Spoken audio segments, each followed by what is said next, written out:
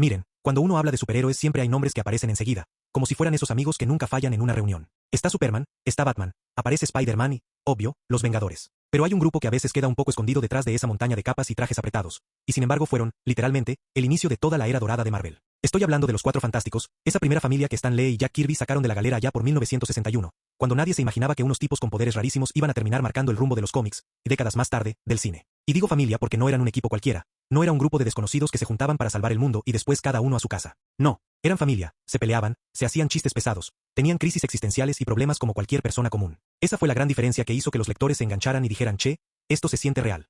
El contexto también ayudó un montón. Piensen en Estados Unidos a comienzos de los años 60. La Guerra Fría estaba full, todo el tema del espacio estaba en auge, la NASA apuntaba a la Luna y la ciencia era como ese juguete nuevo que todos querían explorar. En ese marco, meter a un grupo de aventureros que adquiría poderes cósmicos tras una misión espacial tenía muchísimo sentido. Era ciencia ficción mezclada con drama humano. Y de repente, los cómics no eran solo capas y villanos caricaturescos. Eran metáforas de la vida real, con personajes que discutían cuentas de luz, que se gritaban en la cocina y después se subían a un cohete para salvar al planeta. Stan Lee, que ya estaba cansado de hacer historietas al peso, quería probar algo distinto. Y Jack Kirby, un dibujante con una imaginación desbordante, se mandó con diseños que parecían salidos de un sueño psicodélico. Así nacieron Reed Richards, el hombre elástico con más neuronas que paciencia. Sue Storm, que no solo era la chica invisible sino el verdadero pegamento emocional del grupo. Johnny Storm, el hermano menor que prendía fuego todo, literalmente. Y Ben Grimm, ese tipo duro convertido en roca que escondía un corazón más grande que sus puños. Y ese cuarteto explotó en popularidad. Con el tiempo, los Cuatro Fantásticos no solo marcaron la pauta en papel, sino que empezaron a generar interés en el cine. Pero ojo, no fue fácil. Antes de que llegáramos a esta película de 2025, hubo intentos bastante, digamos fallidos. En los 90 hicieron una película que terminó siendo casi un mito urbano porque nunca salió oficialmente. Más que nada porque fue un proyecto hecho solo para que la productora no perdiera los derechos. Después llegaron las versiones de 2005 y 2007 con Joan Gruffud, Jessica Alba, Chris Evans y Michael Chiklis. Fueron un éxito moderado, pero no lograron quedar en el corazón del público como pasó con otras sagas. Y en 2015, bueno, el reboot fue un experimento que no salió como esperaban. Intentaron darle un tono más oscuro y serio, pero la crítica y los fans le dieron con un caño. Entonces, ¿qué pasó? Marvel recuperó los derechos, y con el universo cinematográfico ya armado y en expansión, se dieron cuenta de que no podían dejar a su primera familia afuera de la fiesta. Tenían que darles el lugar que se merecían. Así, de a poco, se empezó a gestar la idea de una nueva película. Y no cualquier película. Esta iba a ser el verdadero inicio de los Cuatro Fantásticos dentro del MCU, con todo el peso de lo que eso significa. Ahí entró en juego Matt Shakman, un director que venía de sorprender con WandaVision, esa serie que mezcló sitcoms clásicas con drama superheroico y que mostró que se podía jugar con la forma de contar historias dentro de Marvel. Shakman tenía la tarea de traer a los Cuatro Fantásticos a la pantalla grande, pero esta vez con respeto a su esencia, al mismo tiempo, adaptados a una nueva generación que quizás nunca había leído un cómic suyo. Y cuando se confirmó el cast, explotó internet. Pedro Pascal como Reed Richards fue como juntar a un actor con una presencia tremenda y darle un papel donde tenía que ser líder, genio y al mismo tiempo vulnerable. Vanessa Kirby como Sue Storm fue celebrada porque tiene esa mezcla de fuerza y elegancia que la hace perfecta para el personaje. Evan Moss-Bachrach, que muchos conocían de DBR, como Ben Grimm fue una elección inesperada pero que encantó porque tiene esa rudeza natural combinada con un lado tierno. Y para Johnny Storm eligieron a Joseph King, el mismo de Stranger Things, un actor que ya tenía ese aire de rebelde simpático que encajaba de maravilla. La película empezó a venderse bajo el nombre de Los Cuatro Fantásticos. Primeros pasos, con un estreno fechado para julio de 2025, y enseguida el hype se disparó. Marvel lo presentó no solo como una nueva película más, sino como un momento histórico, el arranque de la familia original dentro de este universo. Y además, con un villano de peso pesado, Galactus, ese dios del espacio que devora planetas como si fueran galletitas. Hasta acá tenemos cómo nació la idea, el contexto cultural que rodeó la creación original de los personajes y cómo se fue gestando el proyecto que terminó en esta película. Lo interesante de todo esto es que,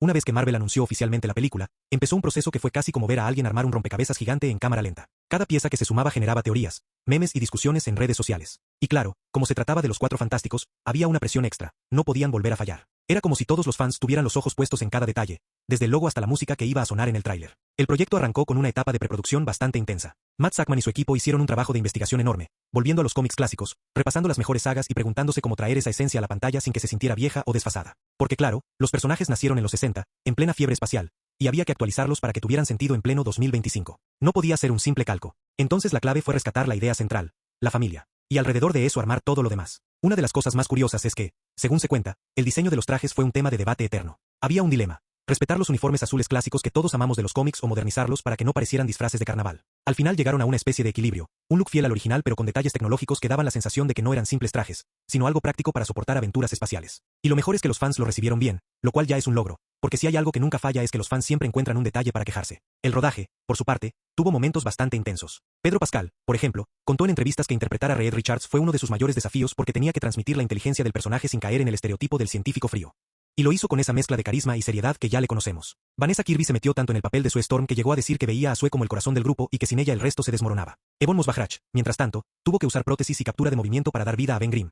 Y dicen que pasaba horas encerrado en el set para acostumbrarse a moverse como una mole de piedra. Y Joseph King se divirtió como loco encarnando a Johnny Storm, improvisando frases graciosas que en más de una ocasión terminaron quedando en la película. Y hablando de improvisación, hubo una anécdota genial. En una escena de acción, Joseph, quien se suponía que debía hacer un comentario sarcástico mientras usaba sus poderes. La línea original era bastante genérica, pero él soltó una broma espontánea que hizo reír tanto al equipo que Sackman decidió dejarla en el corte final. Esos pequeños detalles fueron los que le dieron un toque natural a la película, algo que conecta con el espíritu caótico pero humano de la familia. Ahora, vayamos a la sinopsis, pero contada de una manera que los atrape. La historia arranca mostrándonos cómo estos personajes se convierten en la familia fantástica que todos conocemos. La película se centra en sus primeros pasos como héroes, cómo empiezan a lidiar con sus poderes, sus diferencias internas y ese choque constante entre querer llevar una vida normal y tener la responsabilidad de defender al mundo. Todo esto, claro, mientras un peligro cósmico se acerca. Galactus, un ser de proporciones inimaginables que devora planetas para sobrevivir. Y no está solo, porque la sombra de un enemigo clásico también aparece para complicar las cosas. La película no se queda solo en las batallas, sino que juega mucho con el humor y el drama familiar. Es ese equilibrio entre momentos épicos y discusiones domésticas lo que la hace distinta. Imaginen a un tipo como Reed intentando resolver una ecuación imposible mientras Johnny prende fuego la cocina por accidente.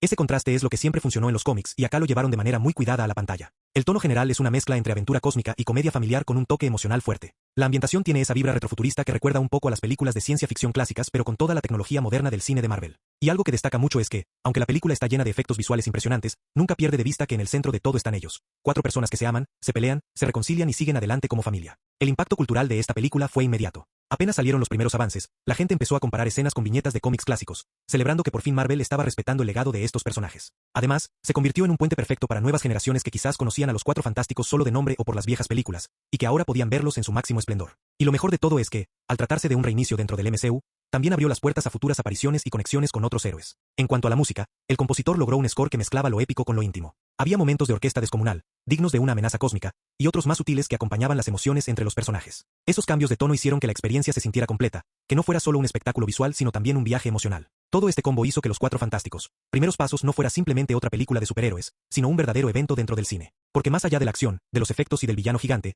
lo que terminó quedando en la gente fue esa sensación de haber conocido a una familia con la que podían identificarse. Y eso, en el fondo, es lo que siempre quiso Stan Lee cuando los creó. Algo que me encanta de este tipo de películas son los detalles que uno se entera después. Esos pequeños secretos que no se ven en pantalla pero que hacen que todo cobre más vida. Por ejemplo, durante el rodaje de Los Cuatro Fantásticos, Primeros Pasos, Pedro Pascal se volvió casi como un hermano mayor para el resto del elenco. Se dice que entre escena y escena organizaba juegos de mesa en el set para que todos se relajaran. Y lo más gracioso es que siempre perdía contra Joseph King, que según cuentan es un fanático de esos juegos estratégicos. Esa dinámica hizo que se generara una química real entre ellos, algo que después se nota en pantalla porque parecen de verdad una familia que se molesta, se ríe y se quiere. Otra curiosidad es que muchas de las escenas de acción en el espacio no se filmaron con pantalla verde pura, como suele pasar, sino que construyeron escenarios enormes con tecnología LED similar a la que usaron en The Mandalorian. Eso permitió que los actores vieran en tiempo real los planetas, las naves y los efectos cósmicos, lo cual ayudó un montón a que sus reacciones fueran más auténticas. Vanessa Kirby dijo en una entrevista que había momentos en los que se quedaba mirando embobada a esos fondos como si de verdad estuviera flotando en el espacio. Y no podemos dejar de lado la transformación que tuvieron los Cuatro Fantásticos a lo largo de las décadas. Es increíble pensar que en los 60 eran vistos como un cómic revolucionario que hablaba de ciencia y familia en plena Guerra Fría. En los 80 y 90 se volvieron un clásico algo más de nicho,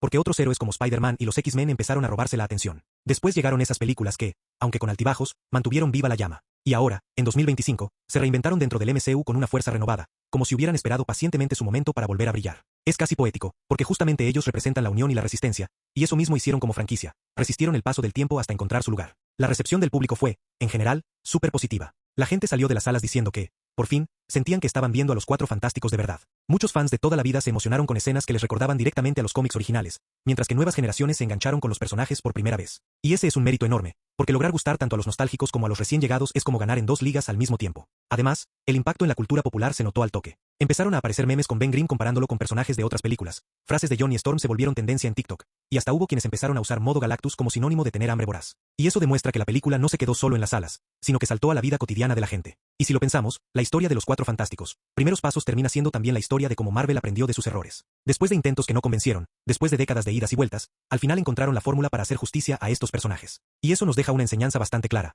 A veces no importa cuántas veces falles, lo que importa es seguir intentando hasta que lo logres. Y así, entre aventuras cósmicas, chistes internos y escenas que nos hicieron vibrar, los Cuatro Fantásticos volvieron para quedarse. Y lo hicieron recordándonos algo simple pero poderoso, que incluso cuando el universo entero parece desmoronarse, tener a tu familia al lado puede marcar la diferencia. Así que, gente, hasta acá este viaje por la historia de los Cuatro Fantásticos, Primeros Pasos. Espero que lo hayan disfrutado tanto como yo, porque hablar de estos personajes es como abrir un álbum lleno de recuerdos mezclados con futuro. Ahora me gustaría saber qué piensan ustedes. ¿Cuál de los cuatro es su favorito y por qué? ¿Son más del estilo tranquilo y cerebral de Reed, de la fuerza bruta pero nobleza de Ben, del fuego impulsivo de Johnny o del liderazgo sutil y poderoso de Sue? Los leo en los comentarios porque de verdad quiero ver cuál es el más querido de la comunidad.